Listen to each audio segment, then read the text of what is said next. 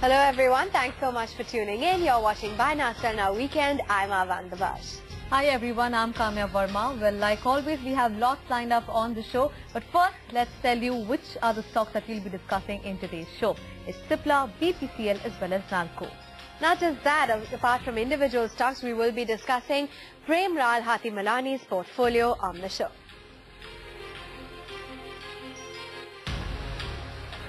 Well, on that note, let's bring on board our experts, Devang Mehta, who is the VP as well as Head Equity Sales at Anand Rathi Securities. He joins us on the fundamentals. And also Deepak Mohani, who is the Director of Trend Watch India. He joins us on the technicals. All right, gentlemen, good to have you with us on the show. But before we go across to our experts, let's straight get started with answering all your individual stock-related queries. So our first query comes in from K. Subramaniam from Kolkata. His query on Cipla. In the pharma sector, I have Cipla at 110 shares at 350.83.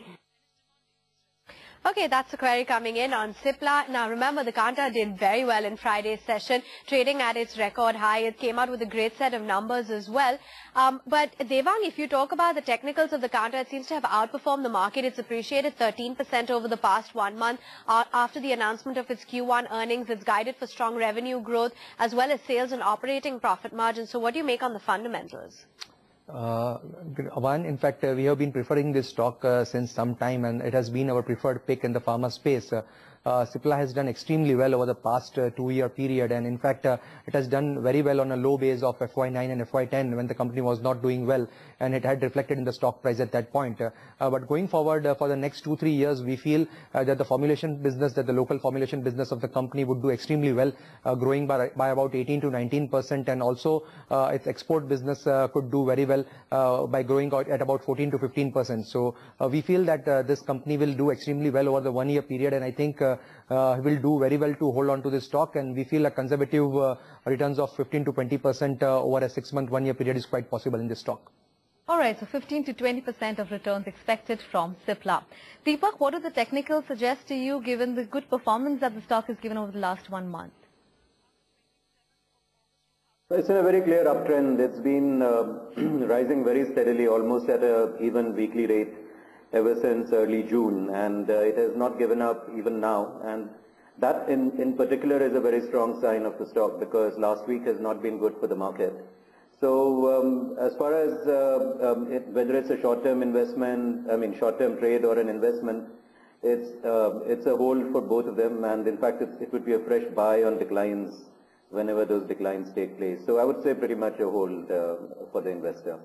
Okay, a thumbs up when it comes to the fundamentals as well as the technicals on Cipla. Expect a 15 to 20% upside and can even buy at these levels. The second query comes in from K. Subramaniam once again on BPCL. My portfolio consists of, in the oil and gas space, I have BPCL 10 numbers at 40.68. All right, so that's the query coming in on BPCL. Devang, what do the fundamentals suggest to you? Are there any investment rationales that you're seeing behind BPCL? See, per se, if you talk about OMC sector, the oil marketing companies or BPCL, I think the fundamentals, the valuations support it as a buy.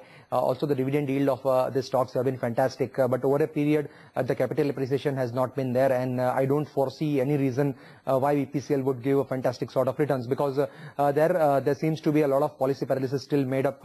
I think in the last 15 to 16 months, we have not seen any hike in the diesel prices, and the procurement prices of crude has risen by at least 25%. So I think under the current environment, I don't easily see petrol or diesel prices going through, and the subsidy burden also, as well as the under recoveries for these companies would be bigger. So I think I would advise him to get out of BPCL and invest in a company like Petro and LNG, which can do extremely well till the ramp up of KG-D6 for Reliance doesn't happen. LNG would be an alternative fuel, and I think it would do very well over a longer term period, and we have a price target of around 195 for Petro and LNG. Okay, Petronet LNG is the preferred bet as against BPCL. On the charts, Deepak, what are you suggesting given that it is below its 50 daily moving average? Well, in the immediate term, it's going through a bit of a correction, a decline. In fact, today it's down to something like a 12-week low. But if you look at the history of the stock last 5-6 years, it has outperformed most of the index stocks, and it does it not by making spectacular rises, but by not falling when a lot of stocks give away a lot of returns. So as a result, when you look at it over a period of time, it actually ends up outperforming stocks. So very good defensive stock to have in the portfolio. I would say that hang on to it, since this is a portfolio stock. It does give great annual returns, as I said, not in a spectacular fashion, but at the end of the year, if you look at your books, you find that it's contributed quite handsomely to them. All right, so hold on to BPCL is what Deepak recommends. Now, our third query comes in from Chennai. Preeti Rani has a query on NALCO. I'm holding NALCO shares 200 in numbers at the rate of 63 rupees. These shares I purchased in 2010. I would like to know whether I can sell it off or keep it and book a profit. Okay, so she's purchased it at a price of 63, which would mean she's losing out. Deepak, it's been in a range of 49 to 56 over the past 1 month, underperformed the metals index as well. What is the reading on the charts? Is there any hope for her? Well, it's in a range in the sense that is the highest and lowest price of that period, but it's started off at the high end and it's now at the low end of it. So it's in a very clear downtrend. And below 48 rupees, which is, it's almost there, it goes straight to a 3-year low. So the trend is very clearly down. The market has not liked the stock very much. So it becomes a bit of a dilemma when you bought the stock at a much higher price and it's low. You know, you feel that you might sell it today and starts going up from tomorrow, bottoms out tomorrow. That's the only dilemma there. But the best way to resolve these is just to switch out from this stock to something else which is in an uptrend. So if you get the market starting to rally and most stocks going up, you're not left holding cash at a low level by getting out of such a stock.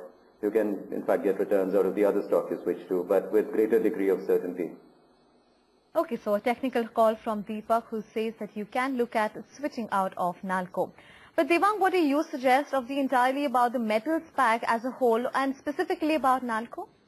As a pack, metal would seem to underperform for some time to come till the global pressures remain in the system. Per se about NALCO, I think the one thing is quite clear that the company has underperformed big time because of some of the management change issues. But one thing that goes in NALCO's favor is around 22 rupees of cash and cash equivalents per share on the books of NALCO, and good expansion plans, capex plans going forward, plus the demand of aluminium wouldn't stay in a lull for a long period. So what I feel is that the current rate is in fact a very low rate to get out of this stock, and I think the stock deserves a little bit of a valuation premium what it is getting from here on. I think if it comes near to his to her in fact buying price, she should try and get out of it, but for the time being I would suggest a hold. Okay, for the time being, it's a hold call, but when if it reaches your buy price, Preeti, it's advisable that you exit the counter, and that's the view that Deepak held as well. Time to take a quick break right here then on Buy Now Sell Now Weekend. That's right, but coming up, we'll be discussing Prem Lal Hathiramani's portfolio, so do come back for that.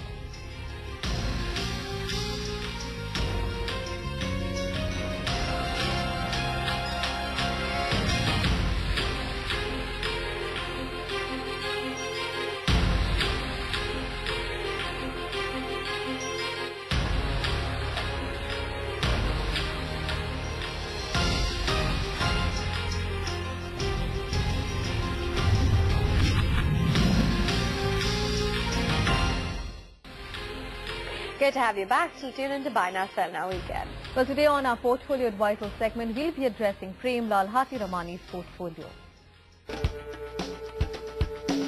Calculations, computer work and correspondence are some of the things that keep exporter Prem Lal Hathiramani busy.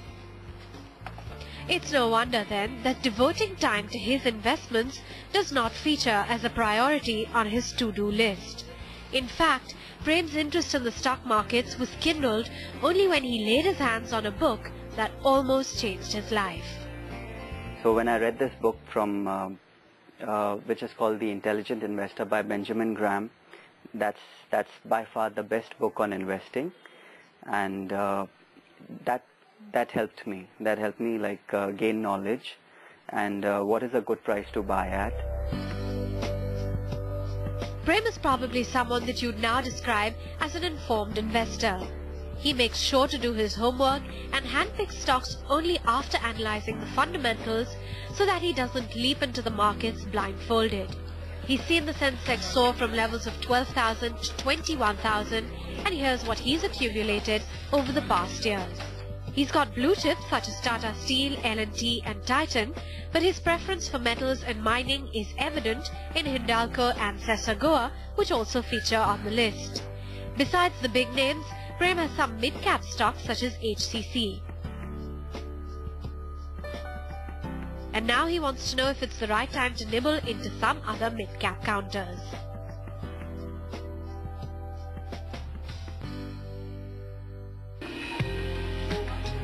So what sort of annual returns does he expect his portfolio to deliver? I look to make minimum 15 and maximum 25% per year as per fundamental basis. And yeah, I don't expect to become over rich overnight or anything. Realistic and pragmatic, Prem needs a helping hand with his portfolio. So let's get an R expert to help him make money. Okay, so you've had a look at Premlal's portfolio. Now, Devang, given the fact that he's no novice to the stock markets, he's got some blue chips as well as mid-caps, what's your overall assessment? Overall, I think the portfolio that he has constructed, I wouldn't call it a portfolio, it is just a bunch of stocks.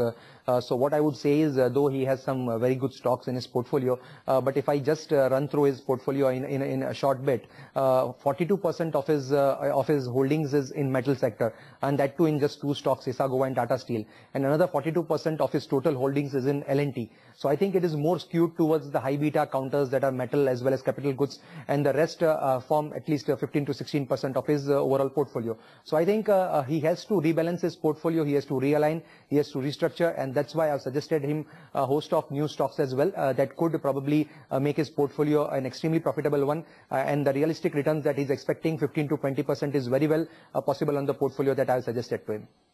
Alright, so let's then discuss individual stocks on his portfolio, starting with the first three stocks that he has, Tata Steel, L&T as well as Titan. Devang, what do you make of the first three stocks that he has in his portfolio? Tata Steel and L&T, both of them I would suggest to hold, though I have also asked him to reduce exposure in some of the stocks, as I discussed that he holds a lot of a chunk of his portfolio in these two stocks.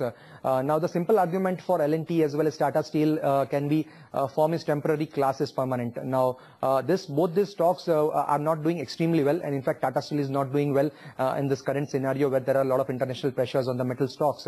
But I think maybe a 3-5% correction from here on, and again if the situation starts improving, probably even in the short term, if there is some announcement by the Fed or the ECB, metal counters would do well, and over a 1 to 1.5 or 2 year period, I think Tata Steel could do very well. Also for Larsen Tobro, we can say that the company has a good order backlog. Also the company has delivered good set of numbers in this quarter, and I see